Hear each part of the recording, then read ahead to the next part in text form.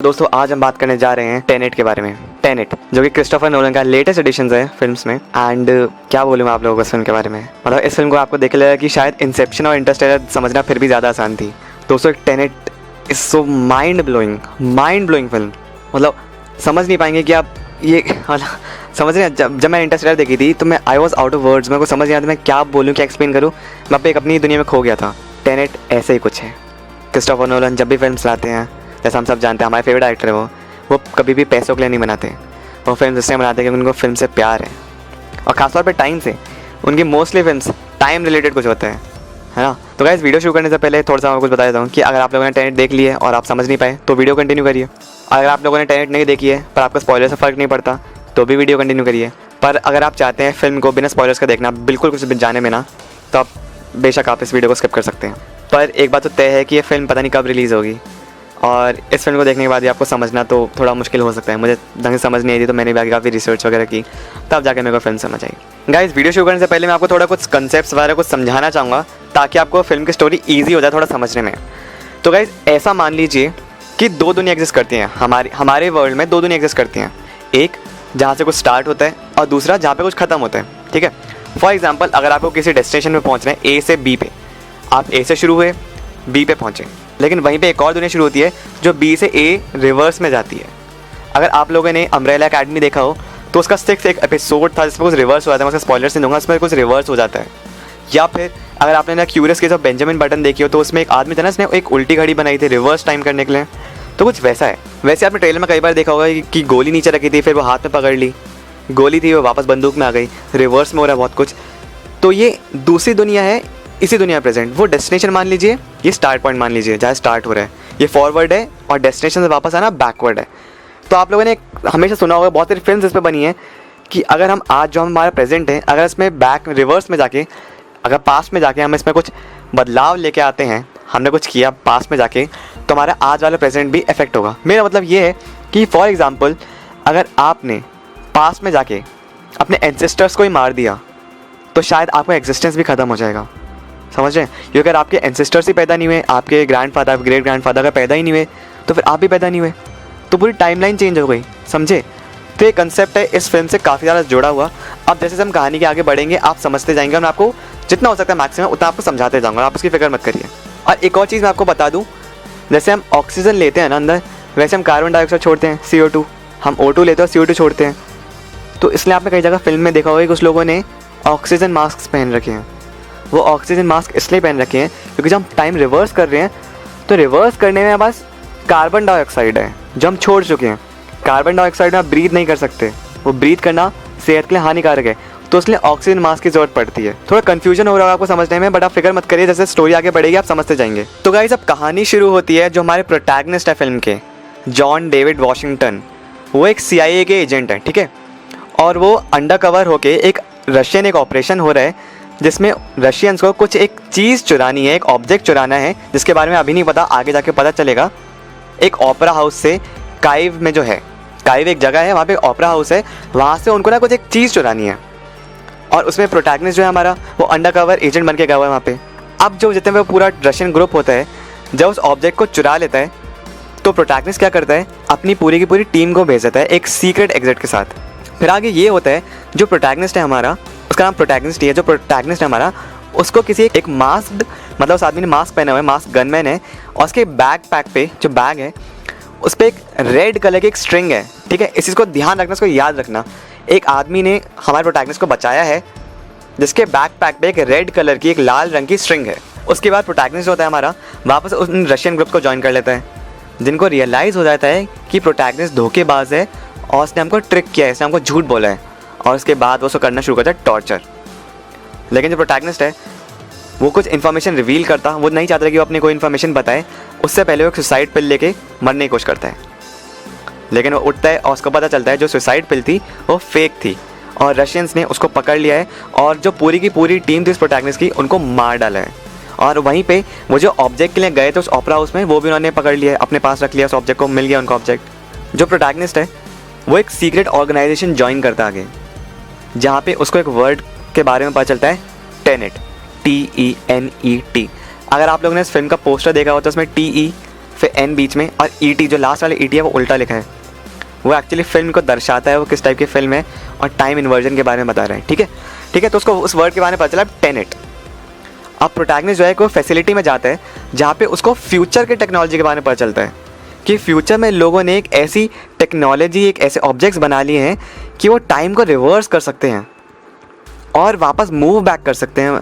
जैसे मैंने आपको कंसेप्ट बताया कि किसी बंदूक से अगर गोली निकली तो जो डेस्टिनेशन पॉइंट है उस डेस्टिनेशन पॉइंट से वो बंदूक में गोली वापस जाएगी स्टार्टिंग पॉइंट पे। तो ये फ्यूचर की टेक्नोलॉजी है और उस पर फतह हासिल कर लिया। तो प्रोटैगनिस्ट जो है एक बंदे को हायर करता है, उसका नाम होता है नील। नील प्ले किया है हमारे फ्यूचर बैटमैन या फिर रॉबर्ट पैटिंसन ने, जो कि वो जानना चाहते हैं कि उनको कुछ रिवर्स्ड बुलेट्स मिली हैं जो कि उल्टी गोलियाँ हैं, कि उनका ओरिजिन क्या है। समझ रहे हैं, उनको कुछ गोलियाँ मिली हैं जो कि चल चुकी हैं और वो वापस अपने ओरिजिन के बारे में जानना चाहते हैं कि ओरिजिन ये एक्चुअली आई कहाँ से। तो उसका पता करते करते वो एक आर्म्स डीलर के पास पहुँचते हैं जिनका नाम होता है प्रिया। और प्रिया हमारा प्ले किया है डिम्पल कपाड़िया जी ने, जो कि एक बॉलीवुड की बहुत बड़ी एक्ट्रेस हैं, वेटरन एक्ट्रेस हैं। और वो बताती हैं कि प्रोटैगनिस्ट को जो बुलेट है जब उनसे ख़रीदी गई थी तब वो नॉर्मल थी, जब उन्होंने बेची थी वो नॉर्मल थी, तो मतलब ओरिजिन वो है। उन्होंने उनको ओरिजिनल में नॉर्मल बुलेट्स बेची थी, रिवर्स बुलेट्स नहीं बेची थी। और वहीं पे वो बताती हैं कि एक आदमी है एंड्री सेटर नाम का, ठीक है, सेटर, एंड्री सेटर, सेटर याद रख लीजिए, जिसके पास वही फ्यूचर टेक्नोलॉजी है कि जो उनको रिवर्स कर सकता है, जो रिवर्स कर सकता है, और उसी ने उन बुलेट्स को रिवर्स किया है। समझे? तो जिन बुलेट्स की वो तलाश कर रहे थे कि उनका ओरिजिन क्या है, वो रिवर्स बुलेट्स उनको मिली हैं जो कि वापस अंदर जाती हैं बंदूक में।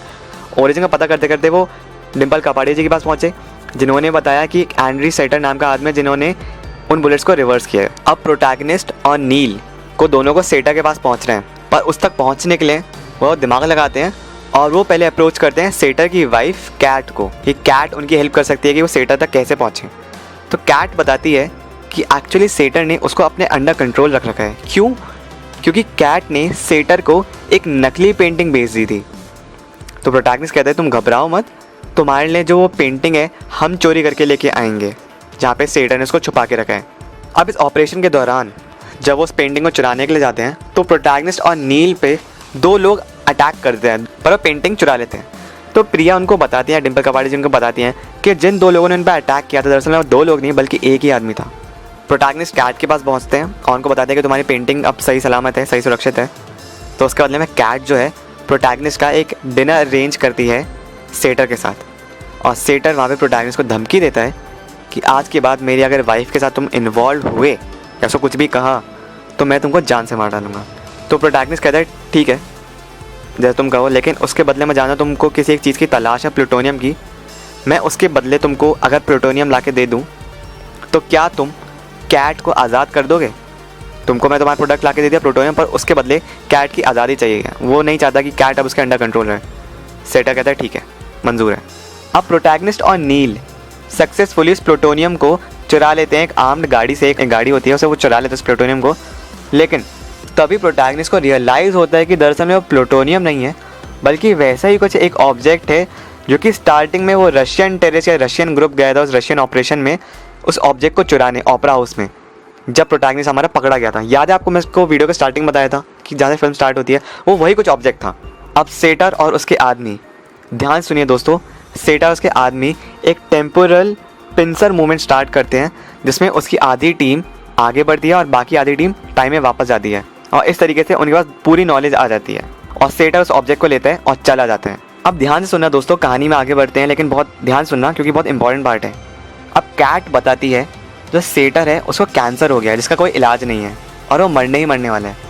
तो अपने मरने के साथ साथ वो चाहता है कि बाकी सब भी मर जाएं और ह्यूमैनिटी की भी सब मर जाए, पूरे मतलब सब लोगों को मारना चाहता है अपने साथ साथ। तो इसलिए वो कुछ ऐसे 9 ऑब्जेक्ट्स कलेक्ट कर रहे हैं, 9 अनआइडेंटिफाइड ऑब्जेक्ट्स कलेक्ट कर रहा है जिनको अगर हम टोटल कंबाइन करेंगे तो एक एल्गोरिथम बनेगा जो कि रिवर्स कर देगा पूरी की पूरी अर्थ को, जिसमें सारी की सारी लाइफ ख़त्म हो जाएगी। मतलब समझे, अगर अर्थ उल्टी होने लग गई तो क्लाइमेट बदलेगा, सब कुछ उल्टा होना स्टार्ट हो जाएगा, पूरी अर्थ रिवर्स में घूमेगी और अर्थ जो कि हैबिटेबल नहीं रहेगी लोगों को ज़िंदा रहने के लिए, और से पूरी लाइफ फॉर्म ख़राब हो जाएगी, सब लोग मर जाएंगे। ऐसा समझ लीजिए कि अगर आप वीट को उगाते हैं, ठीक है, वीट गेहूँ जैसे कहते हैं, उसको उगाते हैं, वो उगेगा ही नहीं क्योंकि वो रिवर्स में होने लग गया सब कुछ। जैसे कोई फल उगाते हैं पेड़ में, फल वापस उल्टा हो जाएगा, फल कभी एग्जिस्ट ही नहीं करेगा। वो इनफैक्ट जो पेड़ होगा वो भी पौधा बन के वापस सीड बन के ख़त्म हो जाएगा, सब कुछ उल्टा हो जाएगा।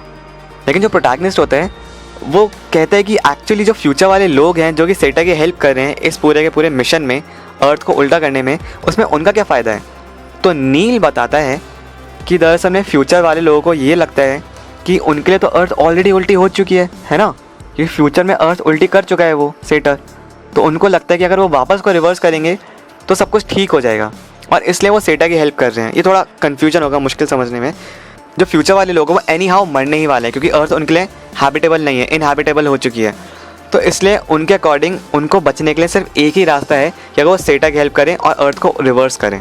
अब बढ़ते दोस्तों फिल्म की एंडिंग की तरफ। सेटा के पास अब सारे के सारे 9 पीसेस आ चुके हैं इस एल्गोरिथम के।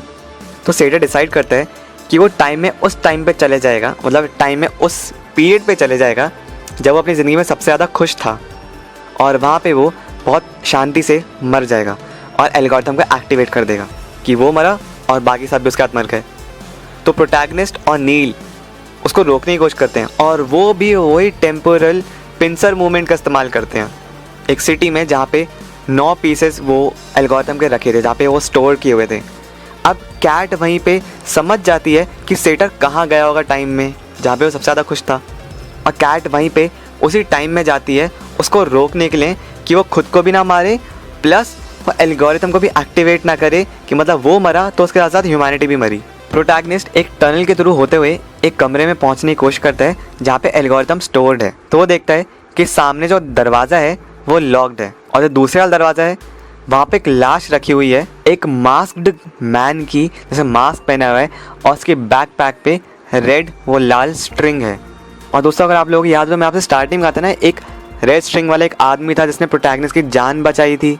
खैर तभी एक सेटर का एक आदमी आता है और प्रोटैगनिस्ट पे गोली चलाता है, लेकिन तभी क्या होता है, जो लाश थी वो वापस ज़िंदा हो जाती है और बुलेट अपने अंदर ले लेती है, टेक्स द बुलेट, गोली उसको लग जाती है, प्लस फिर वो दरवाज़ा भी खोलता है और टनल के बाहर चले जाते हैं। और दूसरी साइड पे कैट, जिसको पता चल गया सेटर कौन से पीरियड में गया अपने टाइम के, उसको मार डालती है।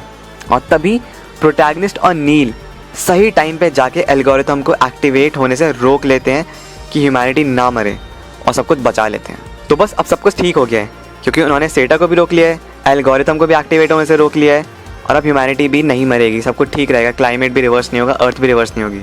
अब दोस्तों यहाँ पे आता है पूरी फिल्म का सबसे बड़ा ट्विस्ट, जहाँ पे सस्पेंस खुलना शुरू होता है। प्रोटैगनिस्ट और नील जा रहे होते हैं अपने अपने रास्ते, तभी प्रोटैगनिस्ट नोटिस करता है कि नील के बैकपैक पे वही वो रेड स्ट्रिंग या लाल स्ट्रिंग है। और नील बताता है प्रोटैगनिस्ट को कि प्रोटैगनिस्ट ने उसको फ्यूचर में रिक्रूट किया था, और ये भी बताता है कि उनकी बहुत लंबी दोस्ती के बारे में जो उनके बीच में थी। तो दरअसल में रेड स्ट्रिंग वाला आदमी जिसने प्रोटैगनिस्ट को बार बार बचाया वो और कोई नहीं नील था, यानी कि रॉबर्ट पैटिंसन। और ये बड़ा ट्विस्ट था इस फिल्म में, जो कि बार बार रिवर्स होए जा रहा था। और वहीं पे प्रोटैगनिस्ट और नील अपने अपने रास्ते चल जाते हैं। लेकिन अब इसी के साथ यहाँ पे थोड़ा एक दुख आता है कि नील बताता है कि वो इस एरिया में थोड़ा और रुकेगा और सब कुछ इन्वर्ट करेगा और वापस प्रोटैगनिस्ट को बचाने के लिए जाएगा। वही वो टनल का लॉक जो था डोर, उसको अनलॉक करेगा, और वही वो गोली खा के वापस लाश बन के लेट जाएगा। तो मतलब समझे हुआ क्या था एक्चुअली। दरअसल में वो जो लाश जो उसको मिली थी इस टनल में, जिसके एक तरफ था लॉक डोर और दूसरी तरफ वो गनमैन आ गया था उसको मारने के लिए गोली, जो उसको बचाता है गनमैन से, वो और कोई नहीं वो नील था। दरअसल में नील को आगे जाके मरना था। अब प्रोटैगनिस्ट लंदन पहुंचता है और कैट को प्रिया से बचा लेता है, क्योंकि प्रिया जो थी डिम्पल कपाड़िया थी वो उसको मारने वाली होती हैं। और प्रोटैगनिस्ट ये भी रियलाइज़ करता है कि जो टेनेट जो वर्ड जो उसने सुना था वो उसके बारे में फ्यूचर में उसके बारे में जान लेगा। और शायद यहाँ पे हिंट दे दी कि इसका मे भी एक सीक्वल आए, लेकिन कुछ कह नहीं सकते। दोस्तों ये थी कहानी टेनेट की, एंड मैं उम्मीद करता हूँ कि मैं जितना बेस्ट था मैंने आपको पूरा समझाने की कोशिश करी फिल्म को।